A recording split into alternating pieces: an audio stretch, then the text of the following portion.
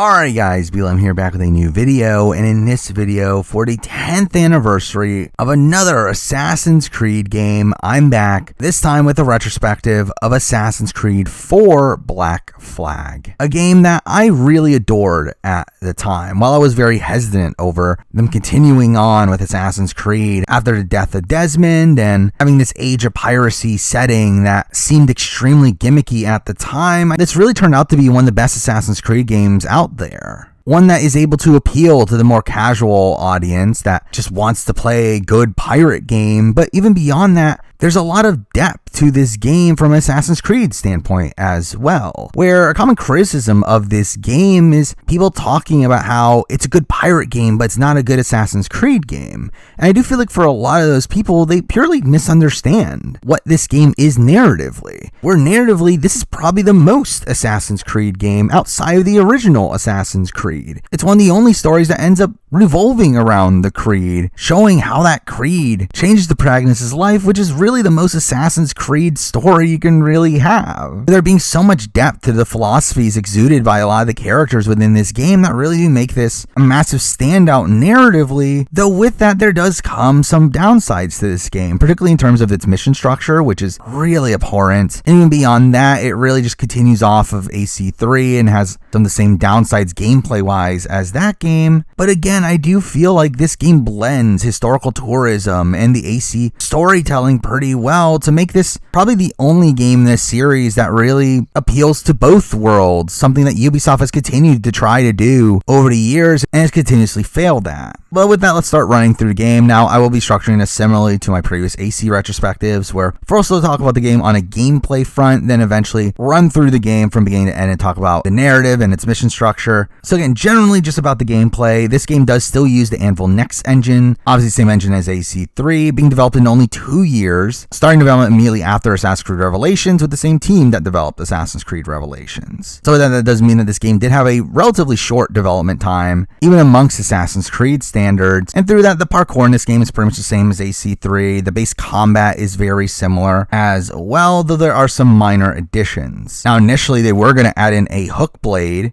similar to Assassin's Creed Revelations, and would also play into this pirate aspect of the game, though they decided to stay relatively grounded by keeping it out, though really I do feel like I wouldn't have been opposed to having Hookblade here, though to be fair, I don't know how effective it would have been with this new parkour system, as I do feel like it's something that probably would have made the parkour system feel even more floaty. But in terms of combat, you do get dual wielding in this game. You can have up to 4 pistols if you fully upgrade everything, which you can chain together, which does very much help out in bigger enemy encounters. But probably the most notable new weapon here is something that was in Liberation, though new to the main games, is a blowpipe, which does allow you to use sleep darts and berserk darts. Sleep darts are just knocking your enemy out, while berserk darts causes an enemy to attack those around him, adding to the variety and stealth in this game. And again, the stealth in this game does feel slightly improved from AC3. Realistically, it is the same. It's just that you have more opportunities to use it, and it feels like the overall level design complements it a bit more, and also the mission structure, a billion tailing missions, which we'll talk about. To help out with that, you do have better eagle vision in this game that allows you to tag enemies, which thank God they have that, as if it wasn't for that, the tailing missions would have been truly insufferable. Though something that was taken out for this game was its notoriety system, where there is none for Edward himself, which obviously makes sense, as it would be kind of dumb to have a notoriety system for a pirate who's technically always wanted. So again, it obviously makes sense to get rid of that here. Now beyond that, we can talk about the open world, which is a pretty expansive map. I mean, the biggest map Assassin's Creed has had up to this point, being a complete recreation of the Caribbean, with 60% of the map being on land, while 40% is water. But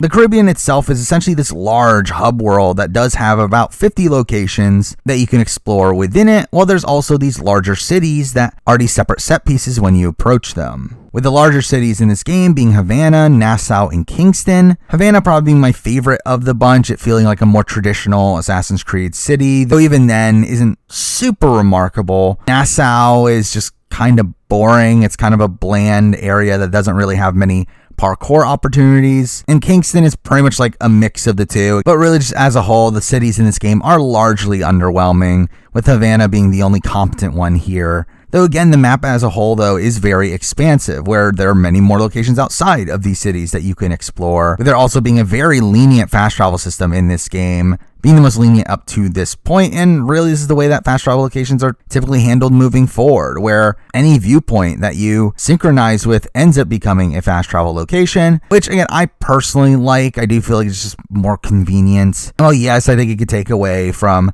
exploration. I do feel like as a whole, for me, I do prefer this method to at least give you the option. But again, around the world, you can find locations like taverns where you can get information from a contact or get Edward drunk. You can find plantations that end up having warehouses that allow you to steal cargo from them, which definitely helps out when you're trying to grind. There are underwater locations in this game where after buying the diving bell, you can go underwater to find secret locations that I never actually do unless I'm going for 100% completion, as I just find underwater gameplay really annoying. But again, it's a cool addition to this game, really shows you the expansiveness of this game. Though another location type in this game are forts, which essentially act kind of similarly to the Borgia Towers in AC Brotherhood, though this is more of a naval-based version of that, where you first have a naval battle and then go on land to complete some objectives, which completing these are the way that you unfog the map in this game. And with that, I guess we might as well talk about naval gameplay in this game, which is obviously modified from AC3, where in AC3 it was implemented as this kind of set piece based combat sections, while here it is used for combat but also for navigation as well, being the main vehicle for navigation, being used to sail from location to location, which really adds this pirate fantasy that this game exudes. And through that, a lot of this game's systems do revolve around the naval gameplay, where many of the game's main missions do involve naval combat, which is greatly improved from AC3, where while this was a popular system in AC3, I do feel like the naval combat in AC3 was very clunky. However, here it's a lot more smooth. It does allow for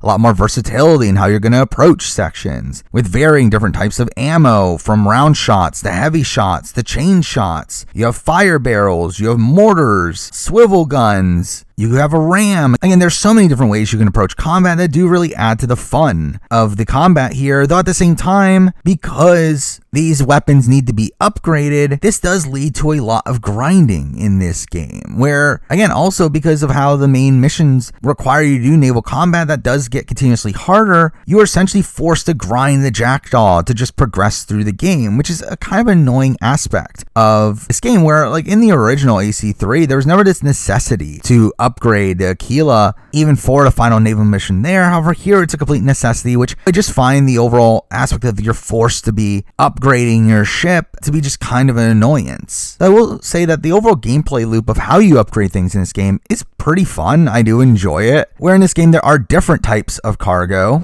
with wood and metal usually being the types of cargo that are needed for the main improvements, though you do have the ability to pick up cloth that can help you with storage and aesthetics, or rum and sugar to be sold, to where you obviously need money to also upgrade these things. And really, the Jackdaw and its upgrade system is really this first major implementation of RPG aspects in the Assassin's Creed series, something that is now very integral to the series, with it essentially just being a Witcher-style RPG in the modern day. But back at the time of AC4, this was mostly a new concept. Like, while there were like very minor RPG elements in the previous games, the Jackdaw is essentially its full-blown RPG. Again, you are upgrading it to essentially increase its level. You are getting these materials to upgrade, which is essentially grinding. There are random ships in the open world that you attack to get these materials. That is essentially random encounters. And the Jackdaw, again, is pretty much just full-on RPG, but again, I do still enjoy the process of playing it, where you do have the spyglass that allows you to examine other ships nearby and see what cargo that they have, to where also the sections of the map have different levels associated to them, where in the hard ones you'll find the more precious materials like metal and wood, though obviously from larger ships, which obviously to get the loot you have to attack the ship that contains it, which the way to get all of the materials from it is to board it, during which you are given a few random objectives to complete before being able to take its cargo. Otherwise, you can also just ram into it and full on destroy it, which will allow you to take half of its materials without doing the boarding process. However, there's also another perk for doing the boarding process, where you're given 3 options. You can repair the Jackdaw, which is typically what I do. However, the other 2 options do lead us to talk about other aspects of this game. The first of those options being to reduce Jackdaw notoriety, which essentially is what it says. The Jackdaw has its own notoriety system, where while Edward doesn't have one, the Jackdaw itself does have one, particularly from pirate hunters, where there will be pirate hunters that chase you down if your notoriety gets too high, which, again, you would typically think is a bad thing. However, it can actually work to your benefit if you're trying to grind, as metal is the material that is typically the hardest to find in AC4, though pirate hunters typically have a good chunk of metal on them. So if you're trying to grind metal, it actually is beneficial for you to have a lot of notoriety for you to take down the hunters yourselves. But beyond that, the other option is to send the ship to Kenway's fleet, which is essentially this game's version of the Assassin Recruit system in Brotherhood and Revelations, where this will allow you to keep those ships as ships that you can send to other locations that can get you random loot and money in similar means of having to wait a certain amount of time for them to come back. Again, it's a system that really just kind of feels like a worse version of those other games, and I just never really dived too deep into it. Now that we talk about naval upgrades to the game, we might as well talk about Edward upgrades to the game, where essentially Edward has his own progression system as well, where again the hunting system from AC3 does return here, though I did find the crafting system in this game a lot more palatable, where certain upgrades like extra holsters or certain combat upgrades for Edward are bought using these hunted materials, and was a much more streamlined system, and one that you can also just buy these hunted materials if you have enough money, which does kind of take away from the system. But in general, I do overall like the side content in AC4, where while it does at points come off as very much a collectathon of literally the game giving you a checklist that you can push a button to see at all times, where it tells you how many chests and animus fragments and other collectibles that there are to find in the area, I did still find the process of finding these things pretty fun. Now, there are shanties in this game, which does add to the pirate fantasy here, where they do act similarly to encyclopedia pages from AC3, which is really annoying. But when you grab them, they obviously add new songs for your crew to sing while sailing in the boat, which adds to a lot of the immersion there, with a lot of those songs being extremely notable to me. And really just in general, I do find 100% completing this game to just be a lot more fun in my eyes, to where there is a much more streamlined optional objective system, where AC3's was a bit of a train wreck, while here it is just 2 objectives that they make you complete, which is technically more than what it was in Brotherhood and Revelations, though I did find a lot of these optional objectives to be a lot easier to do, with a very notable exclusion that we'll talk about later. But beyond that, this game does still have assassination contracts, as you can expect, though they also do add in naval contracts, which is essentially just the same thing but with naval combat. But to go along with that, this game does also have 4 legendary ships hidden on the corners of the map that do act as the hardest naval combat encounters in the game, that are there to really test out your skills, though really even with your Jackdaw fully upgraded, these combat encounters are a pretty big pain. Though again, cool additions for them to make here. But also in this game, you're given a hideout that you can upgrade, similar to Monteriggioni or to Davenport Homestead, where this ends up being Great Inagua, an island that Kenway ends up taking over. They'll allow you to upgrade the area, allowing you to add in stores for easy access, while also having a mansion at the top, which does bring us to one of the more interesting aspects of side content in this game, in that inside of the mansion at the top is a armor that can only be opened with a set of keys that you get through completing the Templar hunts. These more expansive side quest lines that has you meeting an assassin ally and helping them in taking down a Templar agent. Again, these nice additional missions with Edward that once again highlight his character before his later development, with him working with the assassins here, but only for his own personal gain. But each of the major cities end up having a quest line here. Havana's is with Rona, to where you have to help her in taking down her ex-lover, which is just kind of a melodramatic storyline, though still I've always liked Rona as a character. Same with Anto, the leader of the Kingston Bureau, whose storyline is not as interesting, though I've always liked him more as a character. You also have Vance from Nassau, who is probably the most irrelevant of the leaders, though at least has a somewhat interesting storyline of that his brother had betrayed him, and we have to hunt him down and his mistress who's manipulating him, and that's like an interesting-ish storyline. But also there's another Templar hunt in the open world, that being from Opia, who has these missions that you have to annoyingly just find in the open world. Or if you just want to go and find the missions themselves without having to look online, it's kind of a pain, but these end up being more versatile missions that obviously have you going from location to location, though through that can lead to some annoyances with it following kind of the same dumb mission structure that we'll later talk about. But all of these eventually lead to you getting the Templar armor, which is kind of underwhelming, as there's actually a better armor in the game. That from finding all the Mayan steles, which have you doing this eagle vision puzzle, but when doing all of them and returning to Tulum, that ends up granting you the Mayan armor. Again, to me, the best armor in the game, as it's one that allows you to deflect gunshots, which is obviously very important in a game like AC4, where almost every enemy has a gun. But the final aspect of gameplay that I do want to talk about before running through the narrative is the modern day, where this is a modern day that obviously is a shakeup from previous ones, where we're not playing as Desmond anymore, and really we don't play as any named character. We play from the first person perspective, and while there is a narrative going on here, there's no actual character development for really anybody, and instead most of modern day does comprise of hacking mini games that when completing them, they do allow you to unlock documents that end up containing Easter eggs, which is a modern day that I really loved at the time, actually, where I thought, while yes, this is underwhelming in the fact that there's no playable protagonist, I thought it was cool the fact that we got to see all these Easter eggs. We got to see all these expansions on previously established lore, but in reality, it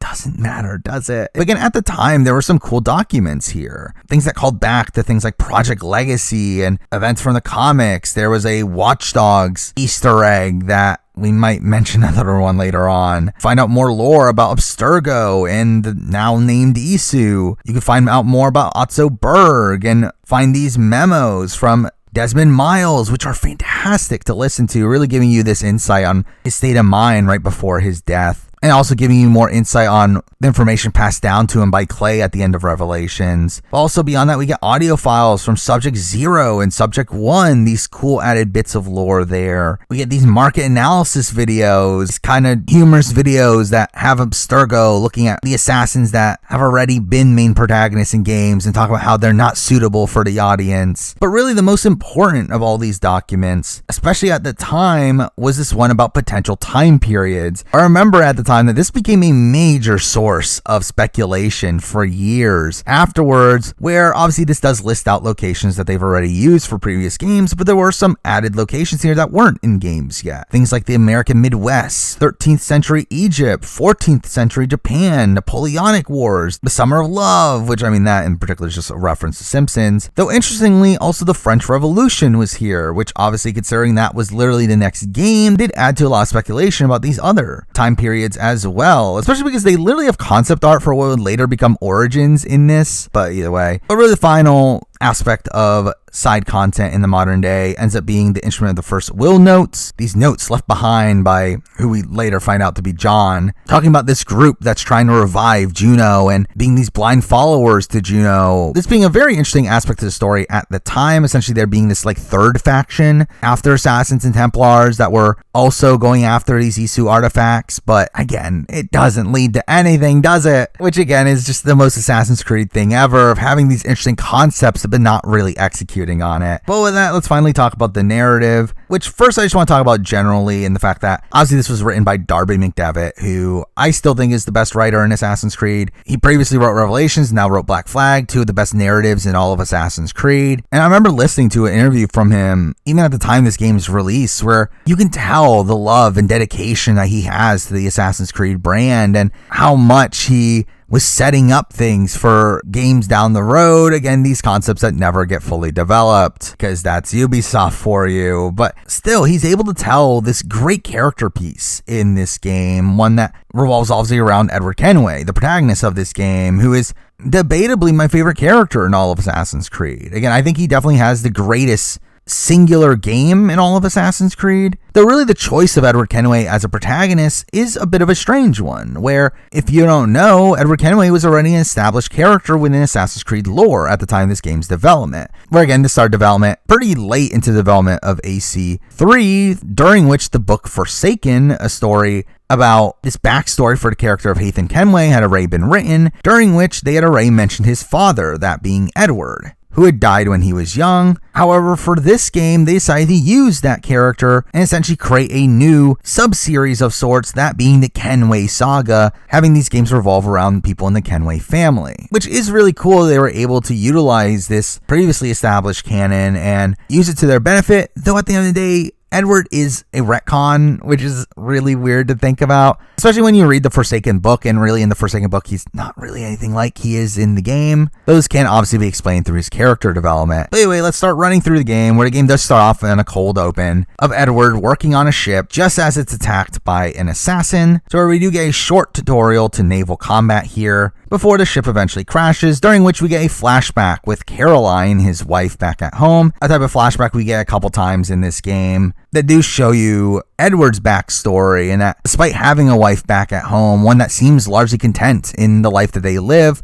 Edward always aspired for more, and left due to his own selfish motivations that he continuously tries to sell to her as he's doing it to take care of her, when in reality he's a man consumed with greed, which does play into his later character development. Either way, we follow this up with a pretty cool set piece of awakening underwater and having to find our way to shore. That kind of reminds me of the opening to BioShock. But once there, we do end up meeting the assassin that attacked us, that being Duncan Warpole, which I will say I don't really get why they attacked Edward's ship, but either way, Duncan does want to try to make a deal with Edward to try to get him to Havana. However, Edward writes him off, showing us Edward's playful nature at the beginning here, him being this extremely charismatic character that makes him really likable here, being portrayed by Matt Ryan, who I do think gives a really great performance as Edward, really exuding his charisma and his selfish nature, while also being able to show this more wise Edward that we see towards the end of the game. But anyway, this leads to a chase sequence of Edward hunting down Duncan, during which we learn the parkour system and to our first viewpoint. Though I always found it weird how Edward's just able to assassinate Duncan Warpole, a trained master assassin, extremely easily here.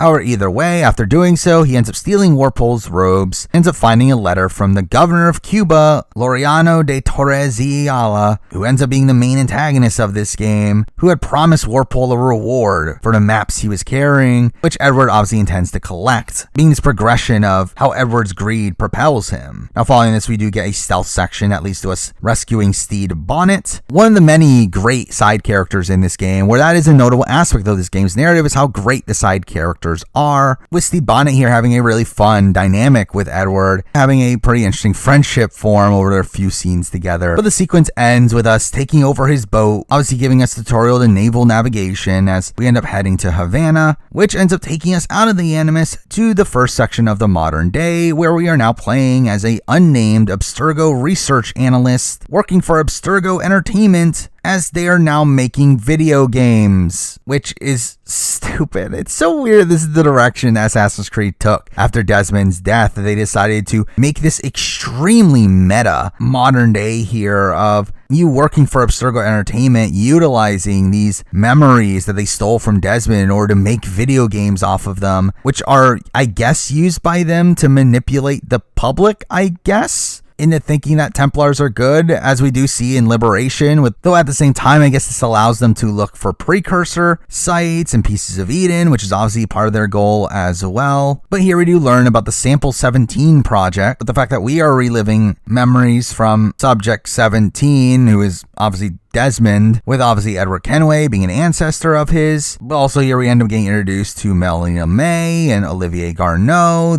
our higher ups, which gives us some really cringy dialogue. Though again, all this is just so weird because this is literally just Ubisoft. Like, Ubisoft essentially just put themselves as a company into the game, which is just such a bizarre concept here. And while I was kind of into this concept when the game originally came out, at this point I do find these sections nowadays just to be kind of boring. Also, while here we can see Sean working at a coffee stand, which I wonder if that'll be relevant. But also we get introduced to John from IT, who ends up repairing our Animus, though we can't see his face, which I wonder why. And really the modern day as a whole just feels entirely pointless in this game. It serves no real purpose. Where the initial reason for the modern day was to connect the modern day to the Ancestor storyline, and through that be able to complement both, adding purpose to the Ancestor storyline and why we're playing this, but also adding purpose to the modern day storyline by having the characters develop through seeing this. And here there is no development, there is no progression in the overall story. But with that also brings us to another criticism, and what is the point of the Ancestor storyline, where for as great as this game is, again, there really feels like there's no real purpose for playing as Edward. Like, obviously, yes, there is this narrative purpose of this Abstergo employee having to search through Edward's memories for them to make a game about it, but it really just doesn't hold any weight. It's not like Desmond going back and learning from the lives of Altair and Ezio, and to be fair, this is a criticism of AC3 as well, though I think this takes it to another extreme, to the point where the initial premise of the overall series is taken away. And while this game does do a lot great in terms of still implementing the Assassin-Templar conflict into the story, while still playing on the historical themes, I do feel like something this game just completely misses is the entire point of these ancestor storylines in the modern day to begin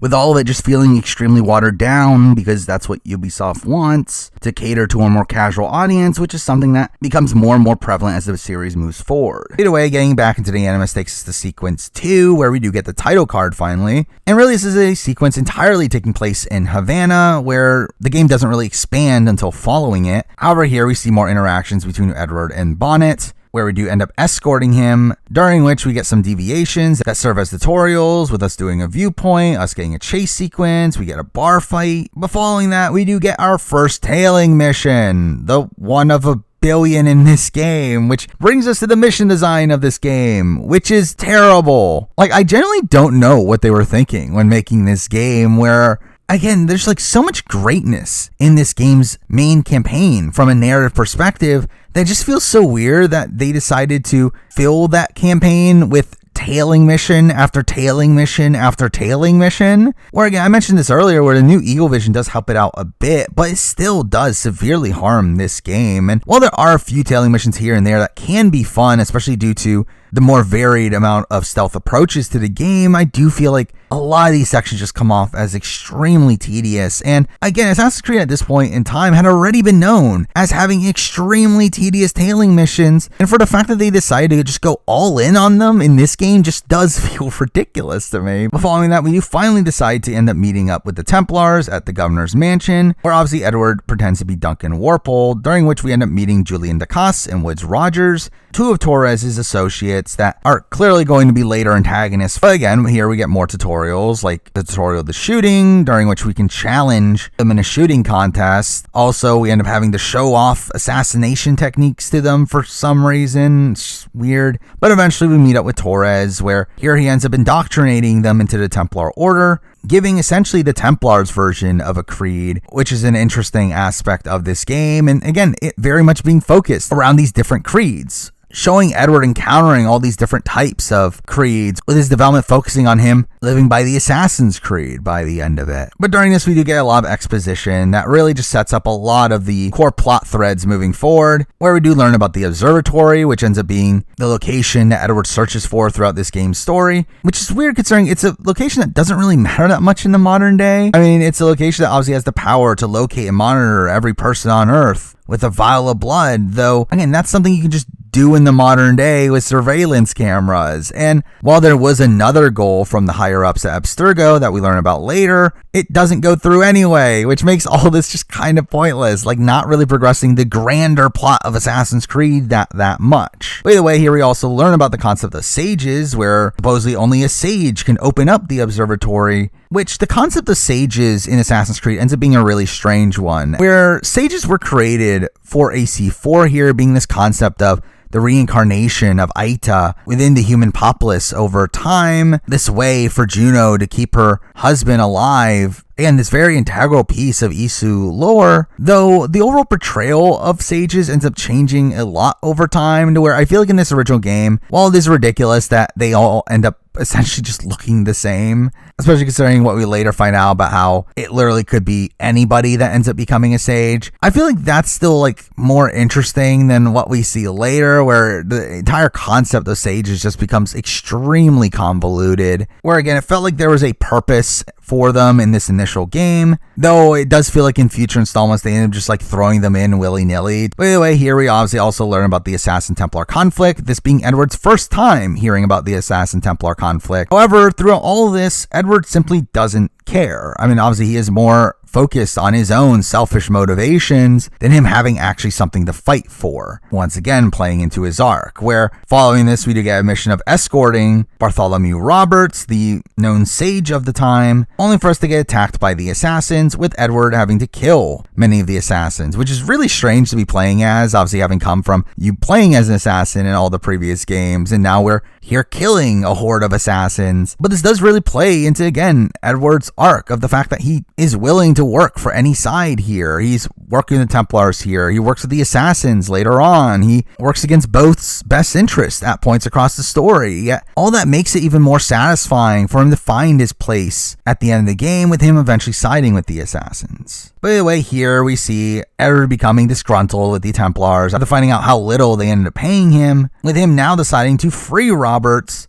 to end up finding the observatory, giving us this pretty notable stealth section to me. I remember just playing this over and over again to get the 100% completion, though. Once we get there, we find Roberts already gone, and El Tiburon, Torres' right-hand man, ends up knocking Edward out, which I believe the original plan was for there to be this grander boss battle here of El Tiburon, one that Edward would eventually lose in, which would make the later El Tiburon boss battle a lot more impactful, though obviously that didn't end up happening here. After this, we do awaken to find ourselves imprisoned on a treasure fleet, being locked together with Adewale, who becomes a pretty important character in the series moving forward, but also acts as Edward's second in command for most of this game, being a really likable figure in that, one that is trying to steer Edward towards the assassins, though he continuously ignores his advice. But here we do end up escaping with him and have this annoying section of rescuing other pirates on other ships, only for us to eventually steal a brig and being able to escape, where afterwards we end up renaming it the Jackdaw, this being the ship that we use for the rest of the game, while Adewale ends up being our quartermaster, really setting up the status quo for most of the game moving forward. Now, Sequence 3 is mostly comprised of tutorials, where first we end up having to hunt some animals to craft some holsters, and then we end up going to Nassau, where we end up meeting Benjamin Hornigold and Edward Thatch, two of the main pirate characters in this game, with this game really attaching you to these two characters, with them helping Edward out and teaching him how to plunder, while also here we end up meeting James Kidd, probably the most integral character to Edward's character development, and one that after meeting him, he ends up sending us on a naval tailing mission, where again, tailing missions already are really annoying, yet for some reason they decide to add naval tailing missions. It's like, whose idea was that? Like, who thought this would actually be fun? It is mind-blowing to me. But either way, we get a tutorial of the plantations, but the sequence does culminate in us tracking down a galleon that we plan on stealing, only for it to conveniently be owned by Julian de Casse, leading up to the Julian de Casse assassination mission, which has us arriving on Great Inagua, obviously the island that we later take control of. But here we do assassinate Julian de Casse kind of early on in the story, especially considering Woodes Rogers, the other person we meet early on, doesn't get assassinated until way later on. And this gives us our first memory corridor in the game, which again, I've talked about in the past. I do think Darby McDevitt is really an expert at writing these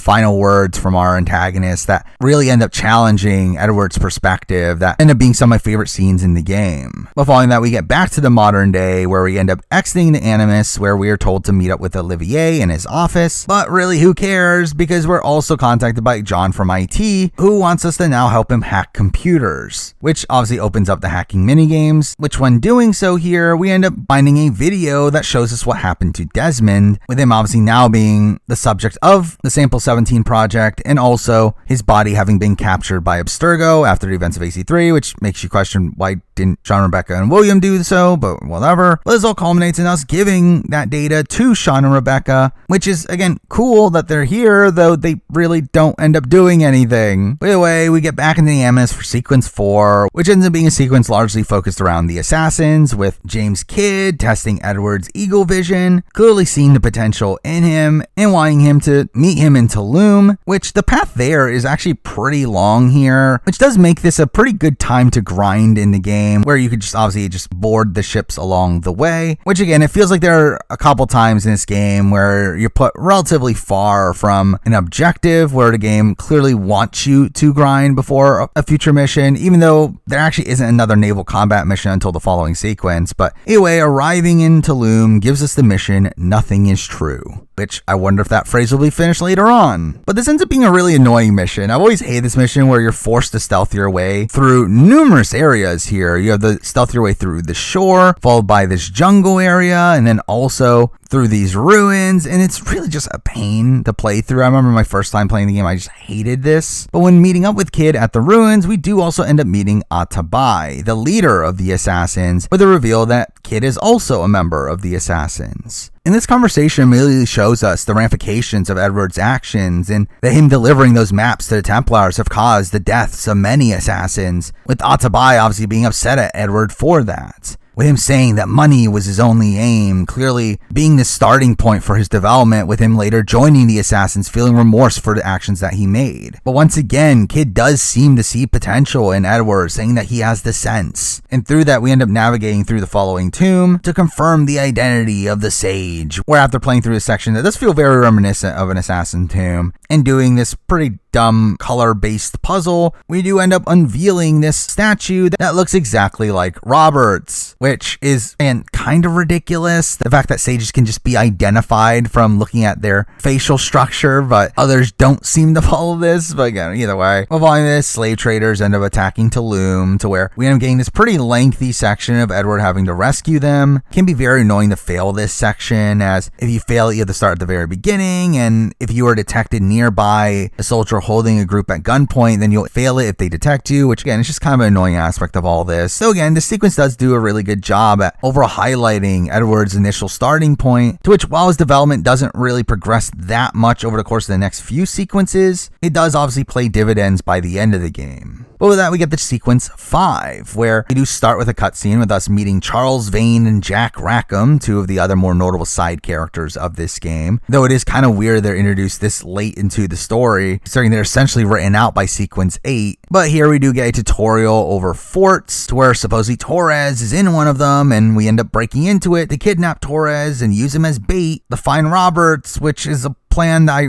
really don't get. I mean, this just seems kind of stupid and again just feels contrived to me, but either way, this ends up leading to our first visit to Kingston, where we do get another tailing mission of following around Torres and Lawrence Prins, this slave owner that now owns Roberts, and we see them brokering a deal to allow Torres to buy Roberts, only for that to not go through when Lawrence finds out that they're being followed. Though it is throughout this mission that we do get the first time that Adewale shows worry about Edward's decision making, making it very clear that Adewale doesn't agree with how selfishly Edward is acting, which plays a major factor over the next few chapters. But also here we do find out that James Kidd is also here with the intent of assassinating Prince and Torres, though we end up stopping him, chasing him down, and here we do get the reveal that Kidd is actually Mary Read, which, I mean, I remember even at the time, I was kind of thinking something like this was going to happen. Like, it didn't really surprise me based on the voice, though I do think it makes Mary Read a more interesting character here. But this has us working together to assassinate Prince and kidnap Roberts, which has us going through an annoying section of us having to sneak up to the mansion with a billion enemies nearby. But eventually, we can assassinate Prince in the back of the mansion, to which we do get a pretty notable memory corridor sequence to me of them finding commonality over their greed, which the fact that Edward is finding commonality with someone like Prince is obviously disturbing there, but this leads to Roberts holding Mary Read hostage and being able to escape anyway, because we obviously need to drag out that storyline. But that brings us to sequence 6, where really this and the next few sequences to me end up being really strange, to where they don't feel entirely focused, and it just feels like a random assortment of missions being clumped together, while also not really progressing the overall plot that much. And it focuses a lot more on Edward and the pirates than it does on Edward and his journey with the assassins, which again, like, I do think a lot of this does eventually play into Edward's development towards the end of the game, particularly the events of sequence 8, though I feel like this is definitely a slow point in the game for me, especially with a lot of the mission design here also feeling really uninspired. But sequence 6 does have the first appearance of Anne Bonny, which again, really weird that she's first showing up here, though she ends up being a really likable character across the course of this game, though really isn't given that much to do until the last few chapters. But here we do end up having a sequence of us following Hornigold and Thatch, with them arguing over whether or not they should take the king's pardon, with Hornigold clearly wanting to, while Edward ends up siding with Thatch in his disagreement with it, showing this conflict between these leaders of Nassau that clearly is setting up the eventual fall of Nassau. However, the rest of the sequence ends up being focused on this really strange subplot of Blackbeard needing medicine for his crew, and we end up spending the entire sequence trying to find medicine, first of which having to buy this diving bell, which you do need to get the money yourself for, which is just really annoying. But it's followed up by the first diving mission in the game, where we don't even find any medicine through doing so again, that feels kind of pointless. Though here we do end up seeing that Bonnet has now joined Thatch's crew, being a nice reintroduction to him, during which we do get a great scene for Thatch, with him playing up his intimidating nature, with it all essentially being for show, really showing you his tactics here. Now the following mission ends up being another pretty dumb one, revolving around Thatch being under attack, and us even using his ship to destroy a man of war, which is actually really stupid, as his ship, despite having like the strongest weapons in the game, stronger than you can even get on the Jackdaw, his ship has like no health, to where you almost die instantly if you're barraged on, which is just really stupid in the way that this section is designed. But following that, we get the more notable mission of Siege of Charlestown, which right before it, we do get a farewell scene to Bonnet with him leaving Thatch's crew, which it's like, you literally just joined a couple missions ago. It's like, this is so random. But either way, this ends up being the final time we see Bonnet, which is just kind of sad. I mean, this ends up being a nice parting of ways here, with Bonnet essentially thanking Edward for what he taught him, but the fact that we never see him again and he does die off screen before the events of the ending of the game is just kind of a somber way to see him go. But either way, this ends up being an extremely annoying mission, one of my least favorite missions in the entire game, of this being a naval tailing mission through some narrow canals that lead into stealth sections where you need to destroy the alarm bell, that afterwards you also have to do an on-foot tailing mission that leads to an eavesdropping mission that leads to a chase sequence that is easily failable. It's literally the worst possible mission that could ever be designed, mixing in all of the worst aspects of this game's mission structure into one singular mission. By the way, we end the mission with them getting medicine. Cool. That takes us back into the modern day, where, I mean, not much really new happens here. We end up having to meet with Olivier once again, only for us to not even then meet up with Olivier, which is weird. But we do end up sneaking into his office to learn about a shareholders meeting that he's about to attend, which this is essentially a reference to Watch Dogs, where if you do not know, in the original Watch Dogs, Olivier is a person you can kill in a side quest in that game, where this mission here is obviously alluding to that fact, though weirdly, it's not canon, where I think this has led to a lot of misconceptions about how Watch Dogs is canon to the Assassin's Creed series, despite numerous people from Ubisoft themselves saying that it's not canon. But either way, going back to the Animus has us in Nassau as Woodes Rogers arrives to offer the king's pardon, leading to a tailing mission again of you following all your pirate friends, which I don't know why Edward isn't involved in this. I guess it's because like he knows that Woodes Rogers knows his identity, but it's also like, who cares? But either way, we follow that up with a stealth section of having to sneak into the fort to steal Chamberlain's plans, which is just, again, another annoying mission. Which, by the way, Commodore Chamberlain's there. He's a character that shows up for one sequence just to be killed by the end. And also, by the way, Cochran and Burgess are there. Two pirates that are involved in this meeting that we had literally never met before, and for some reason become targets that we kill later on. By the way, we do see them and Hornigold taking the king's pardon, while Vane and Rackham don't end up doing so, to which we end up working alongside him to destroy the blockade that the British have built around Nassau, leading to an annoying section of gameplay of us having to steal 4 kegs of gunpowder that are surrounded by groups of enemies, followed by a long tailing mission that leads to us assassinating Chamberlain. Yay. That leads to a final naval section for the sequence of us escorting the fire ship to escape Nassau. Again, a mostly superfluous sequence here. It's just monotonous gameplay for gameplay's sake. But then we get to sequence 8, which is where the narrative definitely starts to pick up once again, where we do start off with Kid confronting Edward, upset that he isn't turning around, to which he ends up telling Adewale to not be pulled into the drink like him,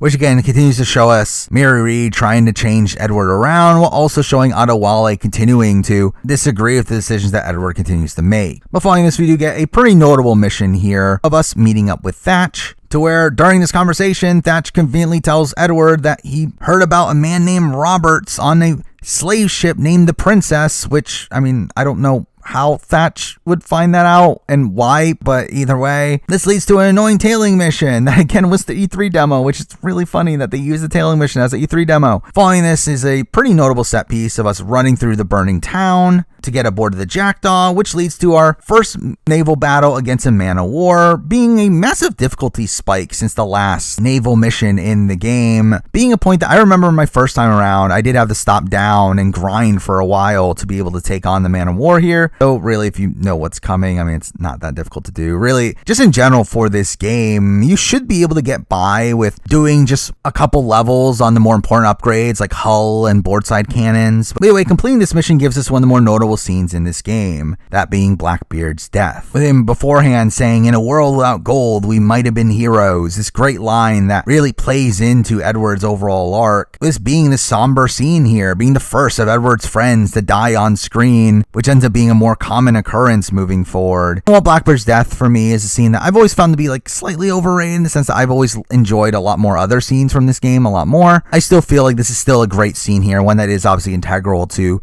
Edward's later change of mind, him seeing how Thatch's life turned out. But either way, this does lead to us still deciding to find Roberts, with us working alongside Vane to go and find him, which leads to another annoying combat encounter, one that the actual fight itself is not that difficult. However, it takes place right next to a fort, to where the fort will also attack you if you have not finished that fort first, which I remember leading to a lot of deaths my first time around, though now it's obviously not that hard. But doing so leads to us not finding Roberts, and also leads to Jack Rackham mutinying and stranding us on an island, which leads to the end of the chapter, where we get this last mission of us being marooned with Vane and Vane going insane, leading to an annoying gameplay section of us having to follow Vane and essentially end up assassinating him, during which we get this really emotional scene. I would say this is probably one of the first points of Matt Ryan kind of overacting, which there are multiple points of this towards the end of the game, though I still find it fun either way. But following this, Edward gets rescued. Conveniently, they get to sequence 9, where we start off with Edward having gotten his ship and crew back from Rackham off screen, which is just kind of weird. And really, the sequence ends up once again being revolved around finding Roberts, though this time we finally do so. Though to start that off, we have to have obviously a tailing mission, where we end up tailing Hornigold, Rogers, and Torres in Kingston. Which I will say, during these tailing missions involving Torres, I've always liked the characterization of Torres during them, where Torres, despite being a Templar, is very anti-slavery, which I think does a lot to characterize him. And really just in general, Torres is a character I've always personally enjoyed. While he definitely doesn't get the most amount of screen time, he doesn't come off as menacing as certain other antagonists, I always like the little bits of depth that they give to him. But either way, here we do learn that Roberts is in Principe, and we do get a short interaction between Edward and Hornigold, where Hornigold gives a great line here saying that you were a soldier once when you fought for something real, something beyond yourself, obviously implying the development that Edward needs to go through, which I will say this game does do a lot to where, again, it can be a bit heavy-handed, though I do think still as a whole, Edward's arc is executed pretty well here. But anyway, this leads to us traveling to Principe. We do find Roberts, where they do agree to work together. However, to earn his trust, we do need to assassinate Burgess and Cockram, again, the two pirates that we know nothing about. And this ends up being a pretty standard assassination, though you can double assassinate them, which is kind of cool. To where once again, we do get pretty blatant foreshadowing of Edward's arc, of them telling him that the Templars brought them in and it's their family. Where's yours? Clearly showing that Edward is on this path alone at this point. This brings us to sequence 10, where we do work alongside Roberts, first in a mission of us stealing the blood vials from a ship, which is probably the most annoying mission to 100% complete, where to 100% complete this mission, you have to get through the entire thing undetected, which is just so annoying. Again, like, this is a mission that has you having to steal a flag from the top of a ship, then navigate through a shore filled with enemies to where you have to loot a chest at the very end, only for you to then get a naval tailing mission, and then also you having to clear the way along shore, and then also air assassinate the captain, all while undetected, all to get to 100%, which is just insane. Like, it's so difficult. I've only done it once in my entire life, and I just could not be bothered to ever do it again. Either way, the mission does end with you escaping with the flagship, which can also be annoying here, as while it is probably the most powerful ship that you you can control in the game. It is also a section where you're being followed by a wide range of ships, and you have to be undetected by the time you reach the end, which sometimes works out well. There's other times where just for some reason you just remain detected, despite no ship being in sight, which is kind of dumb. But following this, we do get more of Adewale being upset at Edward for working with Roberts and his want of the observatory for monetary gain, telling him that he should work with the assassins, clearly showing you Adewale's current state of mind. But this is followed by a mission of us having to hunt down Hornigold after we catch him following us to the observatory, which ends up being a pretty easy naval mission, largely because Hornigold's ship is a schooner, to where while it does have a decent amount of health, it is not that difficult to take down. But then we get the actual assassination mission of him, where we have to climb through some Mayan ruins to get to him, and Hornigold's memory corridor sequence has always been a personal favorite of mine, where again, it is 100% overacting from Edward, and again, it is also Hornigold just blatantly telling Edward his character arc, saying that you could have been a man that stood for something. And what have you brought since Nassau fell? Nothing but murder and mayhem. And if you continue on your present course, you'll find you're the only one walking it. Again, this blatant just telling Edward of how he should change, though again, I do still love these lines. I do love the way they're executed here. That continues to reiterate how wrong Edward is in the way that he's going about this. But following this, we do finally reach Long Bay, the location of the observatory, where we do get an annoying mission here of having to clear out some guardians before getting to the precursor site, which is just annoying. Though also can demonstrate Edward's development once again, as we end up having to do the opposite at the end of the game. But during this, we have Roberts talking about how he has memories of this place, obviously alluding to his nature as a sage. And once opening the door, you have him killing everyone but Edward here, saying that he suspects that Edward is made of sterner stuff, which, I mean, does seem kind of stupid, right? It's like, did he really need Edward at this point? Especially considering he's about to betray Edward anyway. I mean, this seems kind of stupid, but either way, we end up carrying the chest inside for him, during which we hear Robert's rules of conduct, essentially his own creed. Also here, we do get a minor mention of something that really ends up being the main point of this entire story from a modern day perspective, in that there are past blood vials on the ground that contain Isu DNA, with Robert saying they're not good for anyone anymore, with this obviously being the Templars' true goal here. They do want this Isu DNA in the modern day, because their plan at this point is to make their own Isu, which is stupid, but we'll talk about that in future games. But anyway, this does lead to Roberts activating the device and showing how he can spy on people with the blood, during which we do get a couple scenes here, both of which being pretty interesting scenes. First of which we do see Jack Rackham, who is watching Anne Bonny and Mary Read talk about becoming pirates together, which is interesting here as, again, originally in the game, Edward was going to be part of Bonny and Read's crew and assumedly become captured alongside them, though that was eventually cut, which, again, I do think it's probably for the better, since it doesn't really make sense to have that in the story here, though. Cool to throw that in here. While the other scene that we see is Rogers talking about taking blood from the House of Lords, really showing you how the Templars plan on using this, that they plan on spying on the world leaders and using that information to their advantage. But it's following this that Roberts just betrays Edward for some reason, which is kind of stupid. Like, I really don't get why he even let Edward survive, and I don't get if the intention was to lock him into the observatory, which, by the way, is also kind of dumb, that we eventually do escape the observatory through climbing through a hole on the roof, which is like, why is that there? By the way, the trek back to the shore leaves Edward injured, to where we get in this unwinnable fight where we get more Edward overacting and him yelling out Roberts in the most dramatic way possible. But either way, this leads to us getting captured by Roberts, to where he ends up turning in Edward for his bounty, which ends up being a nice way to end off this sequence, especially with us being back in the modern day, where it turns out that we ourselves are in prison now,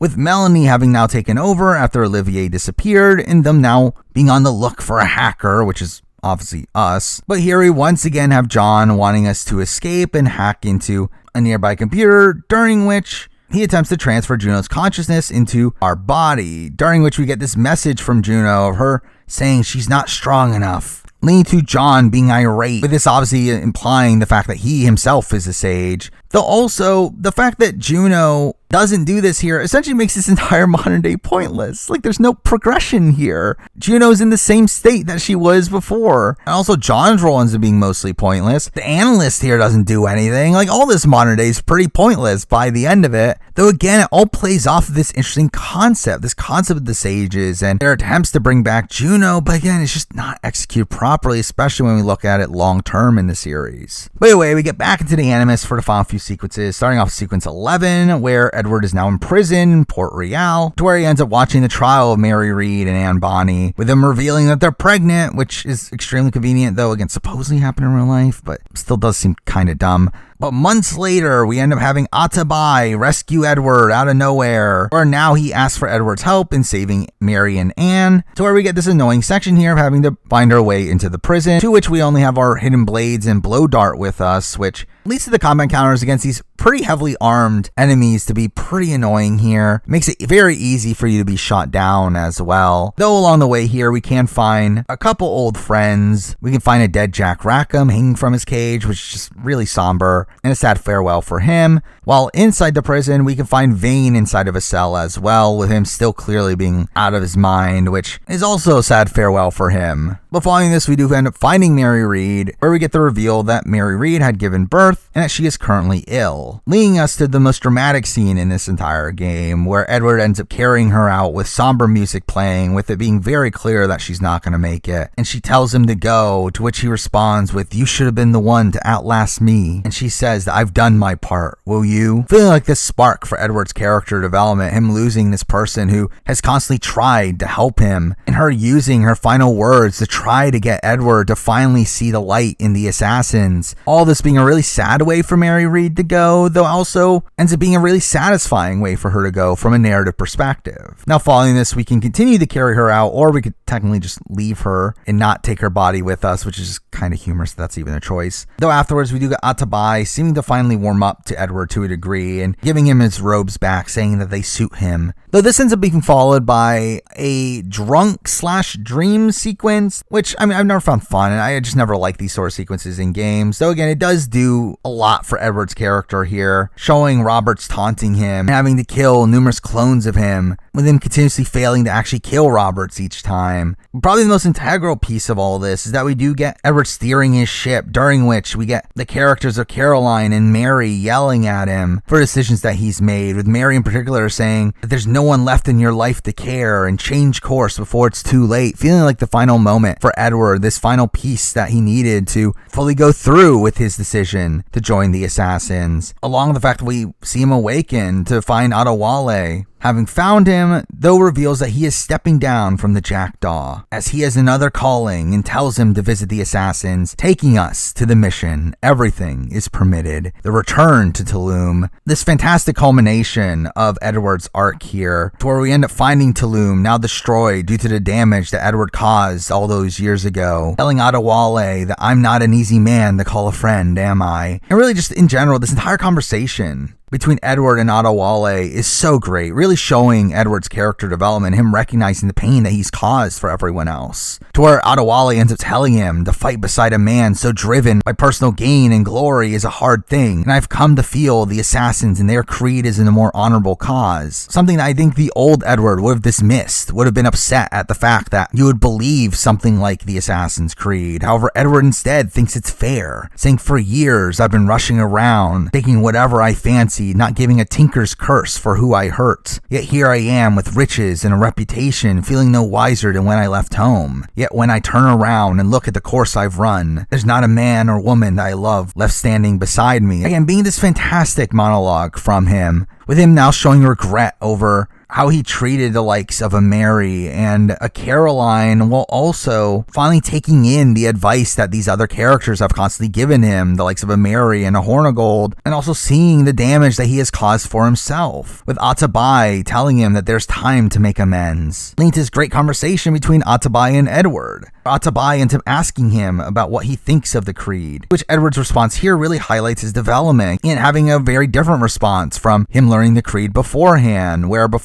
he liked the concept of everything is permitted as he can just do whatever he wants, where now instead he recognizes that it might be that this idea is only the beginning of wisdom and not its final form, showing this older and wiser Edward now, with Atabai being impressed by his interpretation here. All a great scene, though I will say it is extremely convenient that this is immediately followed by the Spanish attacking Tulum once again, which obviously is good in the fact that, okay, this is giving Edward to actually live up to what he just promised of fighting off the Spanish assault here, though also just feels extremely convenient that happens right now. And also I do find it extremely funny that Atabai just randomly gives Edward a rope dart here, just out of nowhere, not even properly explaining it or anything, with this being like a really late weapon to add to the game as well. Either way, Edward ends up defending Tulum, where afterwards we do find out that Anne Bonny has lost her child, leading to Edward and Anne having this great moment together where they bond over everything that they've lost, with Anne herself also getting development here, even though she's barely in the game before this. And I remember the first time I played this game, I had not read Forsaken yet, so I was actually like under the impression that Anne Bonny and Edward might get together, and Anne Bonny might be Haytham's mother, though that obviously doesn't really come to be. And to be fair, it would have been kind of ridiculous from a historical standpoint, but I think it would have been somewhat satisfying from a narrative perspective, considering the common experiences the two seem to have here. Those all obviously culminates in Anne Bonny becoming our quartermaster. Either way, this does take us to the final sequence of the game, Sequence 12, which is probably one of my all-time favorite sequences in any Assassin's Creed game, being the only sequence where Edward is actually an assassin, which is very strange, though the sequence does have Edward having to take down each of his targets and being able to do so one by one, having to go to the bureau leaders first, which again feels very much like a callback to Assassin's Creed 1. Now, the first of these assassination missions takes us to Kingston, where we end up getting help from Anto in order to find Woodes Rogers, while also at the same time sending a letter to Caroline, which might pay dividends later in the story. But here we have to break our way into a political event that Woodes Rogers is at, to which to do so we do need to pretend to be an Italian diplomat, leading to a tailing mission of the diplomat who ends up being voiced by Roger Craig Smith, which is weird as it's essentially just Ezio. Though once you get the outfit, it's very easy to kill Rogers here. I mean, you could literally just sit on a bench and eventually he'll walk up to you, to which we get another great memory corridor sequence, as we always do in this game. Though these in particular end up being fantastic, as they really end up highlighting Edward's development. They end up allowing Edward to show what he's learned over the course of this story. And while this is probably the lesser one of the following ones to me, I do feel like this is still a notable sequence, though it is here where we do learn from Rogers that Roberts is in Principe, because I guess Roberts is always in Principe. But that takes us to the Roberts assassination mission, which essentially ends up being our final test of naval combat in the game, where while we do get an on-foot section at first of running through his camp and having to find him and then chase him to his boat, it eventually leads to the biggest naval encounter in this game, with Roberts at the same time being attacked by the Navy, to where we end up having to fight off all the ships at once, though really obviously again we only have to technically take down Roberts, which again I remember my first time around playing this game I was extremely overwhelmed with this section, to where this just took me forever to complete. But in doing so, we get again a great conversation between Edward and Roberts, with Roberts' portrayal in this game being another really major standout, where I always found him to be a fun character. I loved his lines at the end here saying, "A merry life and a short one, as promised, how well I know myself," though then proceeds to allude to Juno, saying that she might have had use for you after all, she who lies in wait entombed, which obviously just confuses Edward, though I don't know, this has always been a speech that's stuck out to my mind. But following this, we get what we think is the final assassination mission, us taking down Torres in Havana, where we do get help from Rona, to which we end up using the blood vial and the skull from the observatory to locate Torres in front of the church. However, when getting there, we don't find Torres, instead we found El Tiburon, which should have been a major red flag to begin with. But this ends up being the final tailing mission in the game, thank God. But once we get to the fort, we find out that the Torres that's there is a fake, and that the blood from inside the vial was actually from El Tiburon. What a shocker. This leads to the final boss battle of El Tiburon, which again would have had a lot more impact had El Tiburon been set up a bit more, which again the initial plan was for there to be this earlier boss fight, though with that being cut out, this just feels kind of weird. So the fight here is actually kind of difficult, where he really is mostly only injured by bullets, to where you constantly have to pick up more ammo and shoot at him, and that can be annoying. But again, the memory corridor ends up being another great moment for Edward, saying that you humbled me once and I took that hard lesson and I bettered myself. Die knowing that for all of our conflict, you helped me become a soldier out of a scoundrel. Again, a great sequence of lines for Edward. It just would have been better if it made more sense. As again, for all of our conflict. Yes, that one time you knocked me out. But either way, this leads to the final mission of us now finding Torres at the observatory, where before reaching it, there are 2 man-of-wars right outside the observatory to where you don't technically have to fight them, though more than likely you will be detected by at least one of them on your way in, to where that can be annoying, though. Again, shouldn't be too difficult. Though again, I remember dying over and over again on my first playthrough for some reason, but again, not difficult nowadays. By the way, the path to the observatory here is a pretty cool contrast to the original one, where instead of taking down the Guardians, you now have the opportunity to rescue the Guardians. By the way, we get to the observatory where all the defenses are on, as obviously the skull's not in place and people are inside, and you end up having to platform your way through the section, which can be very wonky. I mean, the camera here is not the most intuitive, to where I always found a lot of these jumps to be very sketchy. It all culminates in the air assassination of Torres, which I've always loved this interaction between Edward and Torres. It's always been one of my favorite moments in really all of Assassin's Creed. It's really just paying off Edward's development in such a brilliant way. This nice back and forth with Torres calling him a splinter in his side, asking him, does this murder fulfill you? And Torres calling out that he has no family anymore, no friends, no future. With Edward saying, that may be, but killing you rights a greater wrong than I've ever done. Saying that you would see all of mankind corralled into a neatly furnished prison, safe and sober, yet dulled beyond reason. So I, with everything I've seen and learned in these last years, I do believe it. And being this great payoff for Edward, with him finally showing his development, him finally buying into the Assassin's Creed. Where again, I've mentioned this before, that this to me is the most Assassin's Creed game outside of the original Assassin's Creed. This is a story where Edward is fundamentally changed by the Assassin's Creed. He develops due to him starting to believe in the Assassin's Creed, which despite the series being called Assassin's Creed, it seems to be a concept that is kind of forgotten about in the series. And while you do have stories like AC Revelations and kind of Unity that at least attempt to utilize the Creed as a theme within its story, I do feel like AC4 is the one that's able to utilize it the best outside of the original game. By the way, following this, Edward returns the skull, returning the observatory to normal, and we get the reveal that the vials containing the Isu blood is now gone for some reason, which also at this point makes the entire modern day section of this game entirely pointless, as the Templars literally gain nothing from this. But what's also stupid is the fact that the Templars themselves are the ones that got it years ago. So it's like, how would they not know where it is? So again, this is all really dumb. But here we do see Edward telling Atabai that he'll help them find them after he fixes what he mangled up back at home, only for him to then receive a letter, which we don't actually see the contents of it, though obviously it is the reveal that Caroline has passed and that he has a daughter, which will follow up in the epilogue. Though before that, we do get to our final modern day sequence, where the analyst is awakened by John from IT,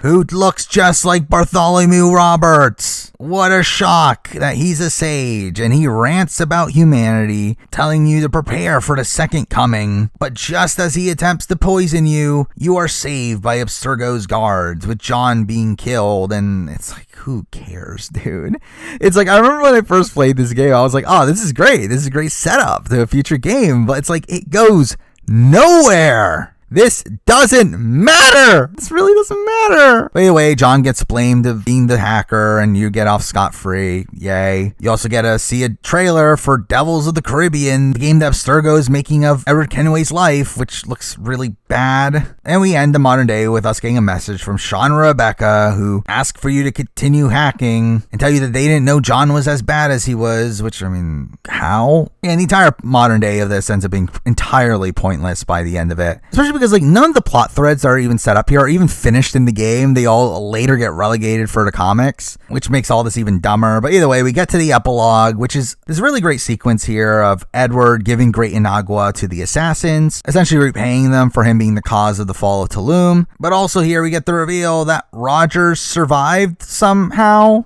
and that Edward will finish him off later, which doesn't happen. But like, this just felt like a weird throwaway line because Wood Rogers survived in real life, and they were like, oh, we can't make people think we were historically inaccurate. It's like, I did find that to be a weird line, but either way, we do get a great final conversation between Edward and Anne, where Edward tells her that he's going to be going to London while she decides to stay behind, with him saying that he's going to be staying with the assassins, and her telling him that he's a good man and will make a good father too, obviously alluding to what we get in the final shot of the game. But this all leads up to this pretty iconic ending to the game of Anne deciding to sing Parting Glass. This really great like Scottish song that perfectly fits the ending of this game. This kind of bittersweet outcome of Edward having finally found his place in life, though at the same time had lost so much to get to that. To which, while she's singing, we see this table of all the dead pirates that have died across the story, while also ending on a final shot of Edward finally meeting his daughter, Jennifer, giving her a flower as we zoom out. This fantastic outcome to the story, a really emotional one at that. But even that is technically not the end, as we do get some post-credits content, where we do get this sequence of us sailing in the Jackdaw as Edward and Jennifer sail back to London. Again, feeling like this representation of Edward trying to piece his life together, with him getting to this minor tiff over if the Jackdaw is a ship or a boat, and Edward also learning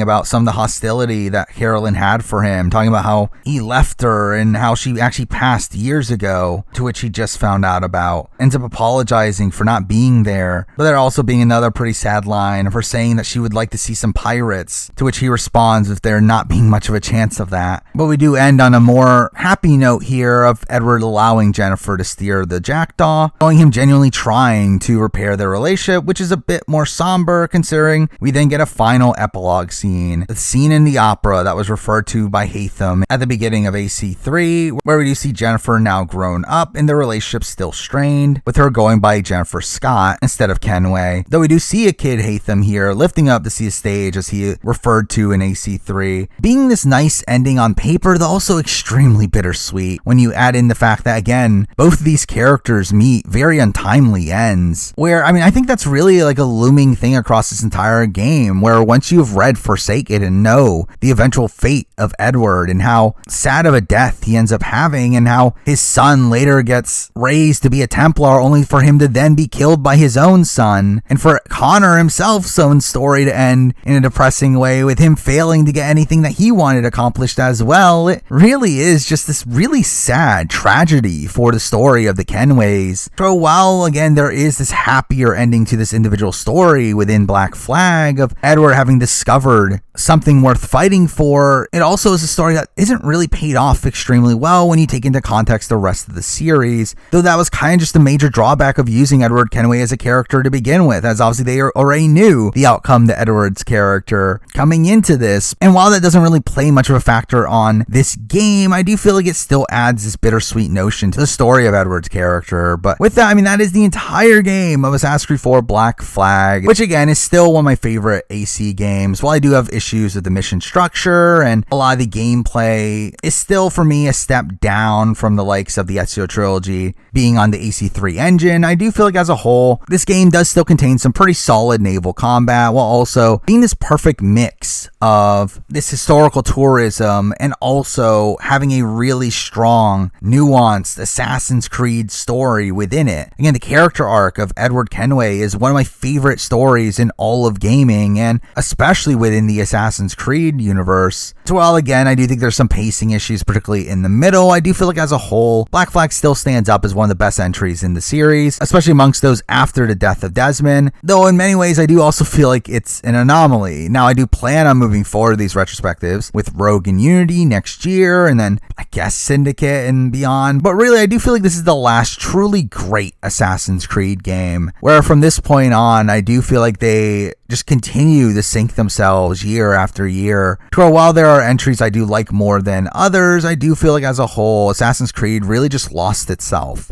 after this entry here. But I think that makes this one in particular shine even more. Or despite, again, certain aspects of it aging even better than when they originally came out, particularly in terms of its connection to the core themes of its series and how great its writing is, but also I feel like certain aspects haven't aged as well in terms of its mission structure and also how pointless a lot of the new things that were added for this game end up being for the series. This game still has one of my all-time favorite characters, Edward Kenway, and one of my all-time favorite narratives, while still having a fun enough gameplay experience, particularly with its open world, that does leave it as still one of my all-time favorite games. But with that, those are my thoughts on Assassin's Creed 4 Black Flag. Now, as I mentioned, next year I'll probably be doing retrospectives for Rogue and Unity, but beyond that, again, I'll probably just be doing the exact same style of content I've always been doing, so stay tuned for more of that. But for now, that's the video. Thank you for watching.